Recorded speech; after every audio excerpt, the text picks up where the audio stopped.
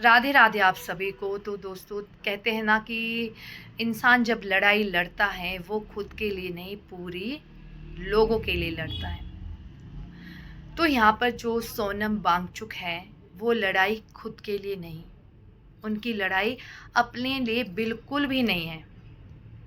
लड़ाई वो किसके लिए लड़ रहे हैं? हमारे देश के युवाओं के लिए। वो दिल्ली जंतर मंतर में उनको 19 दिन हो गए अनशन पर बैठे हुए। अभी भी सरकार ने उनका जो उन्होंने जिसके लिए अनशन रखा है, अभी उसमें कोई भी सरकार ने कोई भी कार्य अभी शुरू नहीं किया है। पर क्यों बैठे हो? आप जानते हो वो अनशन पर क्यों बैठे हैं?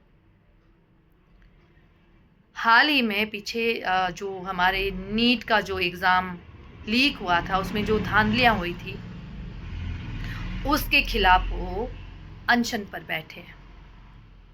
आप जानते हो कितने बच्चे जो अपने माँ बाप के खून पसीने की मेहनत जो लगाए हैं, माँ बाप ने नींद और चैन को त्याग कर वो बच्चे नीट की एग्ज़ाम की तैयारी कर रहे हैं। कईयों को 2-2 3-3 सालें हो गई, ये नहीं दिखता। लीक करना आसान होता है, उसमें धांधलियाँ करना आसान होता है। उनसे पूछिए ना, जो 3-3 साल से तैयारी करने बैठे हैं बेचारे, उन पेरेंट्स से पूछिए जिन्होंने अपनी कमाई बच्चों के लिए कि चलो बच्चों ने नीट की तैयारी करनी है, लगा देते। कई पेरेंट्स ने कर्जा लेकर, कई पेरेंट्स बेचारे दिन रात मेहनत कर रहे हैं अपने बच्चों को पढ़ाने के लिए। आप लोगों का क्या जाता है? पैसे वाले हैं साहब आप लोग, आप थोड़ी ना गरीबों की इच्छा को जानेंगे, आप थोड़ी ना गरीबों को देख पाएंगे। आंखें जो फटी हुई है। एक बात याद रखना, जिस दिन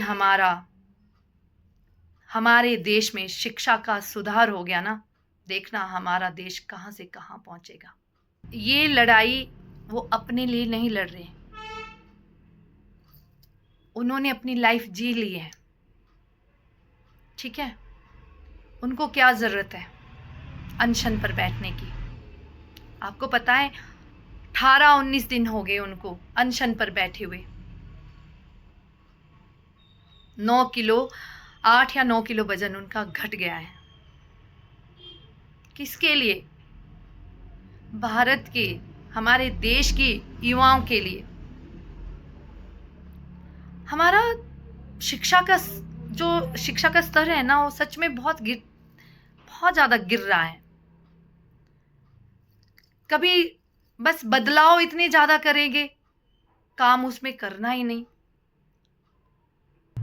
और हम भी चाहते हैं, सब युवा चाहते हैं कि शिक्षा में सुधार होना चाहिए। सोनम वांगचुक ने जिसके लिए अनशन रखा है, सरकार जरूर उनकी बात को मान ले और शिक्षा में सुधार करे।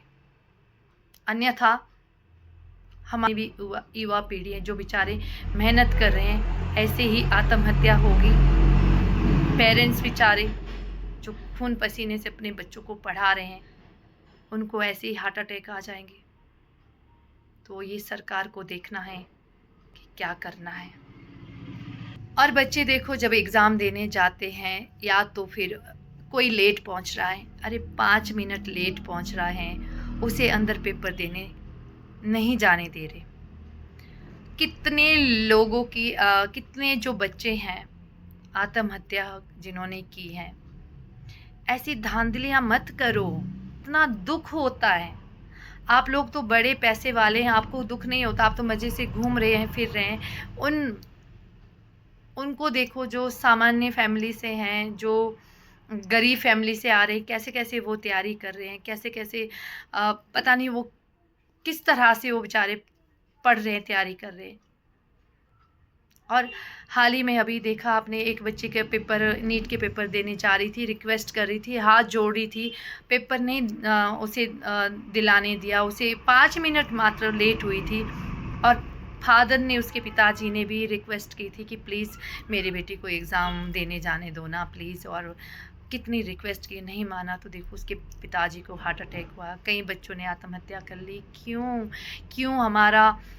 ये हमारा भारत सच में शिक्षा के मामले में ना नहीं बढ़ रहा है, नीचे की तरफ जा रहा है। और सोनम वांगचुक के साथ हम सब युवा पीढ़ी हैं, कॉकरोच पार्टी के साथ। क्यों?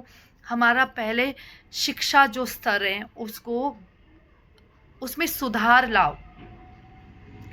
भारत का जो शिक्षा का जो स्तर है वो दिन प्रतिदिन गिरता जा रहा है, अच्छा नहीं बन रहा है, उसमें सुधार की ज़रूरत है। और वांगचुक के जो सोनम वांगचुक के साथ हम सब युवा पीढ़ी हैं, और देखो हमारे लिए, हम युवाओं के लिए वो खड़े हैं और अनशन पर बैठे हैं।